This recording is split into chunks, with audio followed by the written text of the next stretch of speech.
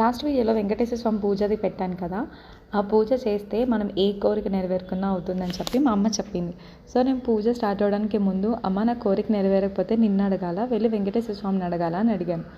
దానికి మా అమ్మ, అవ్వదని ఎందుకు అనుకుంటున్నావు, పూర్తిగా నమ్మి వెలిగించు, పూజ చెయ్యి, కోరుకున్నది నెరవేరుతుందేమో అని చెప్పింది. సో అది నా మైండ్లో గట్టిగా రిజిస్టర్ అయింది. అండ్ నెక్స్ట్ ఈ టెంపుల్ దగ్గరికి వద్దాము.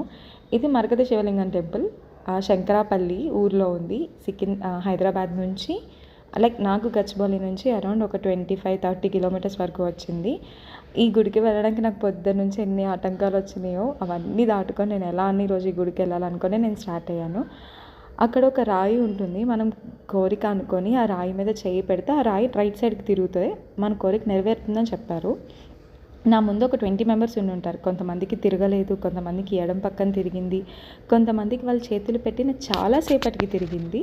సో ఏంటిదంతా అని అనుకునేలాగా నా టర్న్ వచ్చింది. చాలా గట్టిగా దేవుడా అనుకుని వెళ్ళి చెయ్యి పెట్టాను. ఇలా పెట్టిన వెంటనే అది తిరిగింది.